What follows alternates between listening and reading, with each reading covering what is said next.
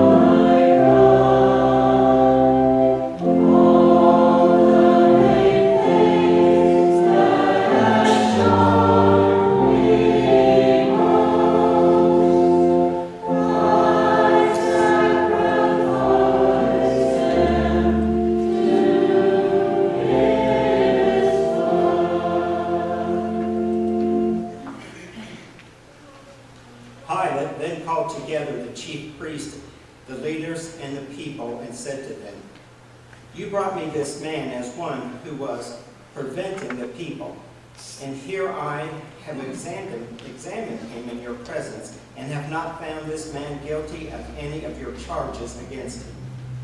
Neither has Herod, for he sent him back to us. Indeed, he has done nothing to deserve death. I will therefore have him flogged and release him." Then they all shouted out together, "Away with this fellow! Release Barabbas for us." This was a man who had been put in prison for an insurrection and had been also tried and convicted of murder. Pilate, wanting to release Jesus, addressed them again, but they kept shouting, "Crucify him! Crucify him!" A third time he said to them, "Why, what evil has he done? I have found him in no ground for the sentence of death. I will therefore have him flogged and then release him." But they kept urgently demanding with loud shouts that he should be crucified, and their voices prevailed. So Pilate gave his verdict that their demand should be granted. He released the man they asked for, the one who had been put in prison for insurrection and murder, and he handed Jesus over as they wished.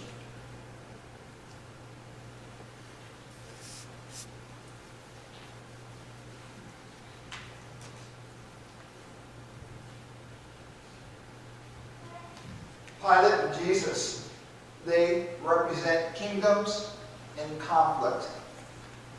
The kingdom of heaven and kingdoms of this world. Now, who was Pilate? We do know that he was someone who probably had mixed feelings about his appointment, because Judea was a very difficult place in which to be the governor. Yet he probably also thought that if he did well here, didn't make too many mistakes, then his future could be secure with the Romans. But from the time he went there, things went wrong. When he first got there, he tried the strong-arm approach against these Jews who hated Rome. He was going to force Rome down their throats. And so what he did, he took statues of Caesar and he put them inside the temple. Now that was a great insult to the Jewish people. You did not have graven images in the temple.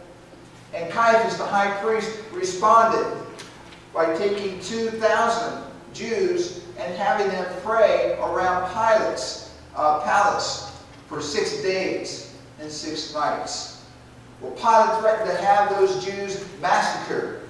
And they lay down on their backs, and they put their necks out like this and said, "Fine, go ahead and do it." They called his bluff.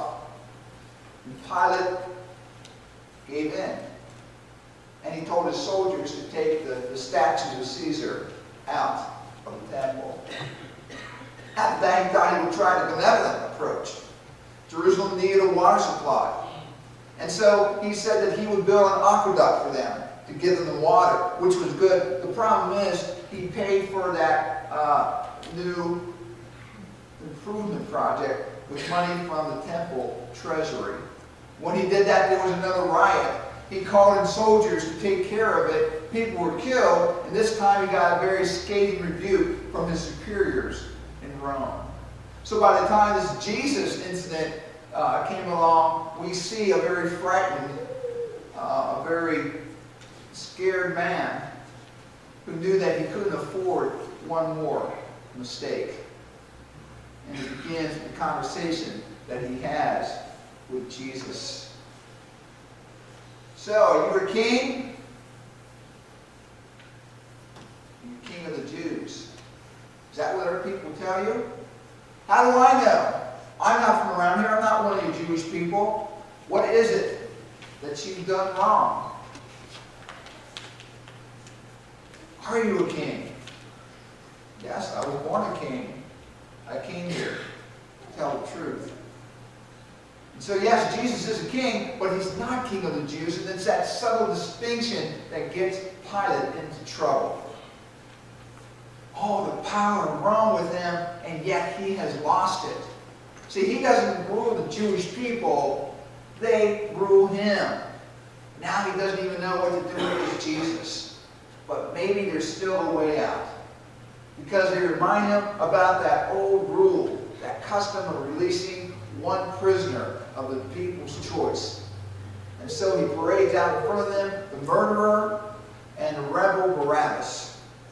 Because surely the people will choose him. But they don't. Instead, they say, give us Barabbas. And then he asks the question of the ages, then what am I to do with Jesus, who is called the Messiah? It's the same question that everyone has to deal with sooner or later. What am I to do with this Jesus? And the people call out, crucify him. And Pilate gets the bowl of water brought over to him. He washes his hands of the whole situation. And so what is his sin? It's compromise. It's giving in.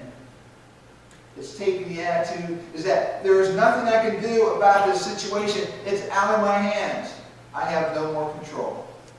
Just leave me alone, because there's nothing more that I can do.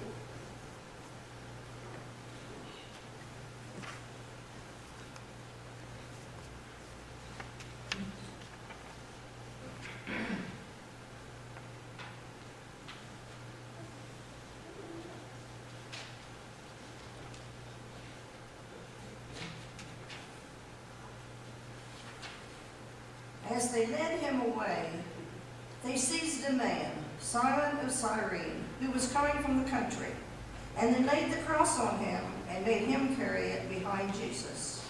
A great number of the people followed him, and among them were women who mourned and wailed for him. But Jesus turned to them, and he said, "Daughters of Jerusalem, do not weep for me, but weep for yourselves and for your children. For the days are surely coming when you will say, 'Blessed are the barren, and the wombs that never bore, and the breasts that never nursed.' Then they will begin to say to the mountains, 'Fall on us,' and to the hills, 'Cover us.' For if they do this when the tree is green, what will happen when it is dry?"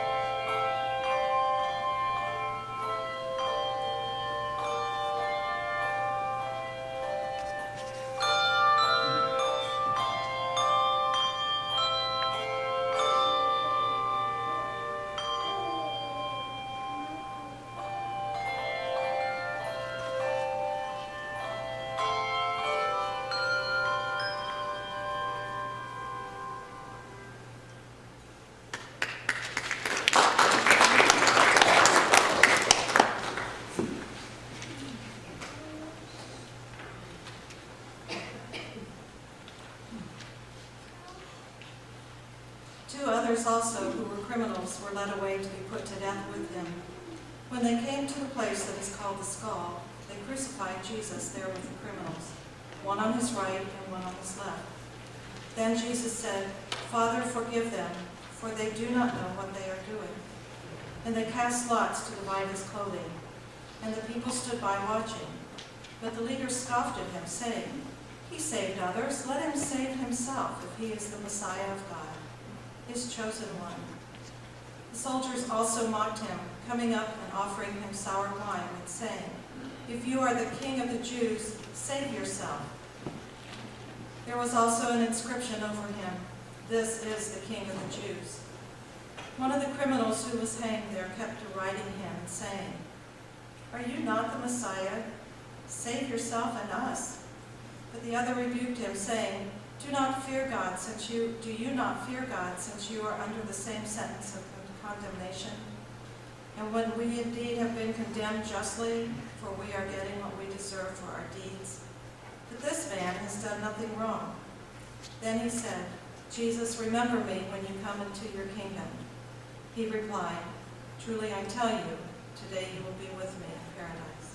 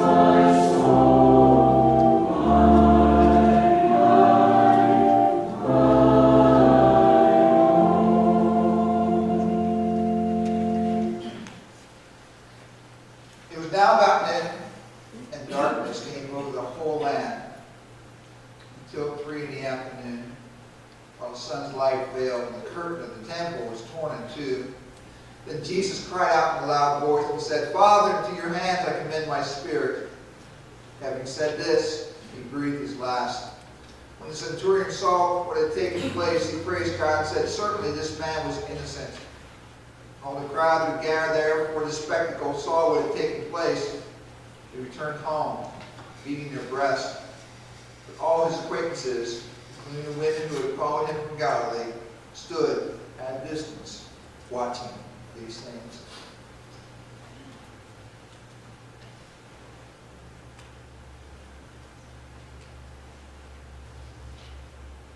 The last words of Jesus from the cross, "Father, into your hands I commend my spirit," actually come from Psalm 31, and they are a prayer that every Jewish mother taught to her children. They're like the words that we learned when we were kids. "Now I lay me down to sleep. I pray you, Lord, my soul keep." O Lord, it is in you that I seek refuge. It is in you, O Lord, that I find my strength. Do not let me be put to shame. Father, into your hands I commend my spirit, O Lord, my God.